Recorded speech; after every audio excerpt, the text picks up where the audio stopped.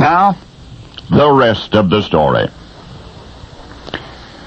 Once upon a time in the gentle foothills of America's Ozark Mountains, there lived a widow. Her home was a humble farm cabin, which she had shared with her husband.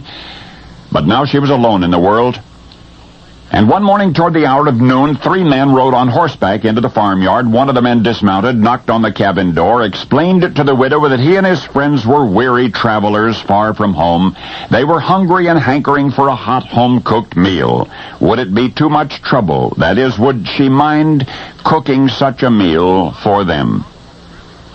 Well, the widow was reticent at first, and yet the strangers did appear hungry, and they were very polite. So she explained that there wasn't much food in the cabin, but they were welcome to what food she did have.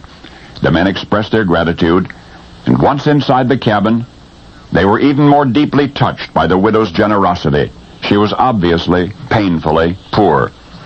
The little evidences of her lonely struggle to survive were everywhere. The meager furnishings, the supply cabinets mostly empty.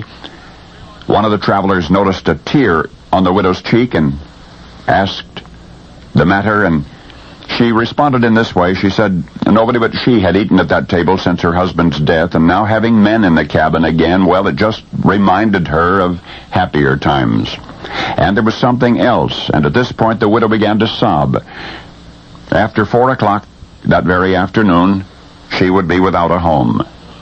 In less than 4 hours, the man who held the mortgage to her farm would come to foreclose. $800 remained on the mortgage, 100 times more than she could afford to pay. Well, the travelers stared at each other in icy, ashamed silence. How could they have imposed upon a woman who was already heaped with such burdens? When they'd finished their meal and had thanked the widow for her hospitality, the shadows of mid-afternoon were yawning in the farmyard. One of the men clasped the widow's hand in parting. He said, "You remind me so much of my own mother," and into her other hand he gently placed a roll of bills. 800 American dollars. "When that man comes for his money, you be sure to get a receipt now, do you hear?" Those were the last words the stranger spoke to her as he mounted his horse, and the widow watched him smiling through incredulous, joyous tears as he and his fellow travelers rode off down the dusty country road. Now, the rest of the story. What I just related, the experience of the widow's mortgage and the generous stranger, occurred in the late 1870s in the foothills of the Ozarks Mountains. Now let me add that this single incident provided the factual basis for scores of similar and yet untrue stories that blossomed in its wake. As far as I know, it happened only once. You see, when the fellow who had held the mortgage on the widow's farm, when he came and got his money and departed the property, paid in full, he carried with him the $800. He was robbed on the road in the woods nearby.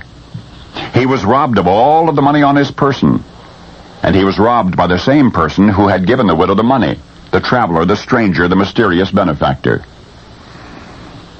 At least once in that mysterious stranger's life, he was a genuine, real-life Robin Hood, taking from the rich and giving to the poor.